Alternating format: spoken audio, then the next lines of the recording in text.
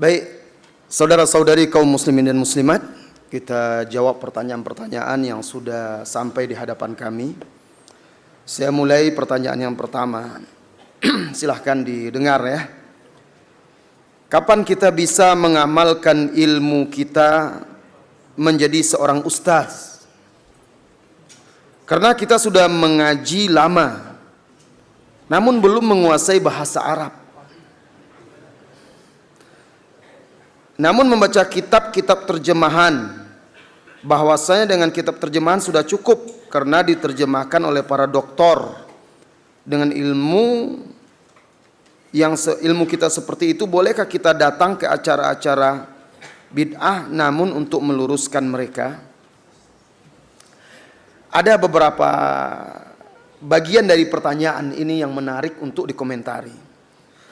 Yang pertama, saudaraku, menuntut ilmu itu niatnya bukan untuk menjadi seorang ustaz.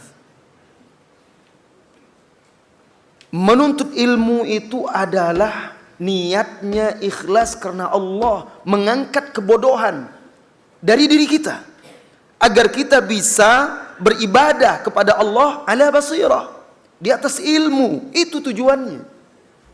Terserah Anda mau jadi pedagang, mau jadi ustaz, mau jadi pengusaha, tetapi Anda wajib menuntut ilmu. Dengan ilmu itulah Anda bisa merealisasikan tujuan hidup Anda, yaitu apa? Menghambakan diri kepada Allah Azza wa Jalla. Anda harus tahu, jadi ustaz itu berat. Jadi dai, jadi ulama itu berat. Bahkan di dalam hadis Rasulullah SAW menyebutkan ada 3 orang, na'udzubillah, yang kelak pertama dimasukkan ke dalam api neraka itu mereka. Salah satunya orang yang berilmu. Karena dia menuntut ilmu itu tujuannya adalah untuk berbangga-bangga. Biar dikatakan alim, biar dikatakan ustaz. Hati-hati. Dan untuk berdakwah pun tidak mesti harus menjadi ustaz.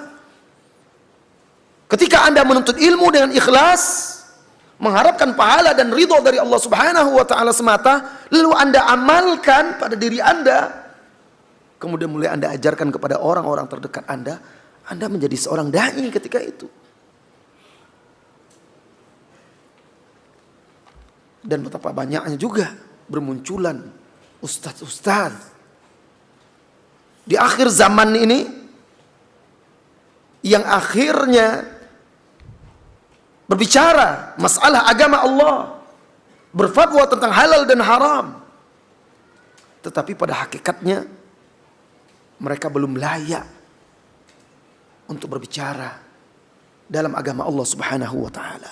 Karena tujuannya apa tadi? Tujuannya menjadi ustaz. Karena ustaz itu dianggap profesi yang bisa menghidupkan mereka. Tidak. Yang terbaik itu adalah menjadi dai. Terserah Anda ustaz atau tidak. Karena Allah Subhanahu wa taala, "Wa man ahsanu qawlan mimman da'a ila Allah wa huwa muhsin." Siapakah yang lebih baik perkataannya dari orang-orang yang menyuruh, mengajak kepada Allah, dan dia itu juga berbuat baik, beramal soleh. Jadi wahai saudaraku, luruskan niat menuntut ilmu. Jangan untuk ingin menjadi seperti ustaz, menandingi ustaz, dipanggil ustaz. Tidak. Kemudian karena kita sudah mengaji lama namun belum menguasai bahasa Arab. Ya, karena Anda kan tidak belajar bahasa Arab, cuma duduk mengaji begini aja. Itu pun cuma duduk mendengar saja. Alhamdulillah masih bisa mendengar dan hadir. Ya. Mencatat pun tidak. Tapi itu sudah alhamdulillah. Setiap orang itu Allah bukakan pintu-pintu kebaikan yang berbeda satu dengan yang lainnya untuk dia. Ada orang Allah bukakan bagi dia kebaikan sebagai seorang guru, ustaz, dai yang mengajarkan agama. Ada Allah bukakan pintu kebaikan bagi dia berinfak dan bersedekah, atau memfasilitasi dakwah dengan kemampuan harta dia, dengan kemampuan jabatan dia, dan apa saja yang dia bisa. Umat Islam ini satu tubuh, laksana satu bangunan, menguatkan satu dengan yang lainnya. Begitu juga dalam peran dakwah. Anda lihat diri Anda, dan berikan yang terbaik dari Anda untuk agama ini. Tidak mesti harus menguasai bahasa Arab. Karena kenyataannya banyak orang berusaha belajar bahasa Arab setelah umur sudah mulai tua, sibuk dengan pekerjaan di dunianya. Sebulan, 2 bulan, dah juga bisa-bisa, akhirnya kecewa. Ustadz Maududi paling malas dia itu, ngajar-ngajar bahasa Arab seperti itu. Paling malas kata dia, ngajar bahasa kursus bahasa Arab, rupanya enggak juga bisa-bisa. Sekarang manfaatkan saja apa yang Anda bisa. Anda belajar agama, duduk di majelis ilmu, fahami akidah itu, bertanya kepada guru Anda, ajarkan kepada anak Anda, berdakwah sesuai dengan kemampuan Anda. Nah, sesuai dengan kemampuan dan bidang kita. Itu insya Allah sudah bermanfaat. Namun kita hanya bisa membaca kitab-kitab terjemahan. Bahwasannya kitab terjemahan sudah cukup karena diterjemahkan oleh para doktor dengan ilmu.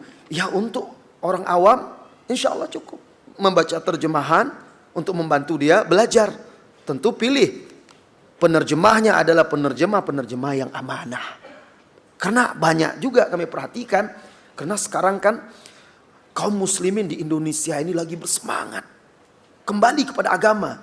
Akibatnya kebutuhan mereka kepada buku-buku agama menjadi besar dan ditangkap oleh orang-orang yang punya pemikiran bisnis, dunia, usaha. Akhirnya mereka mengejar terjemahan komersial. Kami dapati yang salah menerjemahkan hadis, salah menerjemahkan, ada yang memotong-motong juga perkataan para ulama. Maka kalau Anda mencari buku terjemahan, lihat apa judul kitabnya, siapa penerjemahnya, siapa penerbitnya. Kalau tidak tahu, tanya kepada guru Anda yang Anda percayai. Ustaz-ustaz yang amanah, memiliki akidah yang kokoh. Bolehkah kita datang dengan buku dan ilmu yang seperti itu? Bolehkah kita datang ke acara-acara bid'ah namun untuk meluruskan mereka? Kemudian juga saya ingin sampaikan kepada Anda, wahai saudaraku, menuntut ilmu itu bukan untuk berdebat. Ingat, salah satu tujuan yang salah, menuntut ilmu tujuan untuk berdebat. Menuntut ilmu itu tujuannya untuk beramal. Adapun menjelaskan kesalahan, kekeliruan, atau penyimpangan dari sunnah, serahkan kepada ustaz-ustaz Anda, orang-orang yang berilmu. Kalau setiap orang dari kita asal sudah duduk di majelis ilmu, membaca buku terjemahan, lalu pergi kemana saja, lalu berdebat, membantah, itu hanya akan membuat kerusakan dan fitnah yang lebih besar. Coba lihat para sahabat itu. Para sahabat yang berfatwa, yang mengajarkan ilmu adalah yang ahlinya. Sahabat-sahabat yang tahu posisi diri dia, mereka tidak mau sembarangan. Lihat Abu Musa al-Asy'ari radhiyallahu anhu. Ketika dia melihat ada sekelompok orang berkumpul di masjid di Kufah itu, berzikir secara bersama-sama, dipimpin dengan menghitung zikir mereka dengan batu-batuan. Dia tahu itu tidak pernah dia lihat di zaman Nabi SAW. Coba, apakah dia langsung datang dan ingkari? Tidak, dia tunggu di situ. Siapa ulamanya di situ? Sahabat Abdullah ibnu Mas'ud, dia tunggu dulu sampai Ibnu Mas'ud keluar dari rumahnya, hendak ke masjid, baru dia sampaikan. Dan siapa yang mengingkari? Sahabat Abdullah ibnu Mas'ud. Jadi bukan semua orang. Perhatikan itu. Antum dengar sahabat Khalid ibnul Walid radhiyallahu anhu, sang pedang Allah, yang jihadnya sangat luar biasa, tidak pernah terkalahkan dalam perang dia. Tidak ada lagi meragukan perjuangan dia dan jasa dia untuk Islam, semoga Allah meridainya. Pernah antum dengar dia berfatwa kesana kemari? Antum baca fatwa sahabat Khalid mengatakan ini itu dan segala macam? Tidak kan? Dia berjuang untuk Islam sesuai dengan bidang dia. Dia adalah panglima atau prajurit, maka dia berjuang untuk menegakkan Islam sesuai bidang dia. Sahabat lain ada yang penghafal hadis, meriwayatkan hadis, mengajarkan agama ini. Semua masing-masing berjuang sesuai dengan bidang mereka. Nah, ketahui ranah Anda, kemampuan Anda. Jangan akhirnya niat baik, tetapi ternyata malah akhirnya merusak atau menjadikan fitnah dan mudarat yang lebih besar bagi dakwah ini. Saudara-saudari kaum muslimin dan muslimat, bukan berarti tidak boleh menasihati. Karena saya menjawab sesuai pertanyaan, datang kepada acara-acara dan di sana membantah untuk meluruskannya. Ini malah bisa menimbulkan mudarat bagi dakwah yang hak ini. Allahu a'lam bissawab. Silakan Ustaz.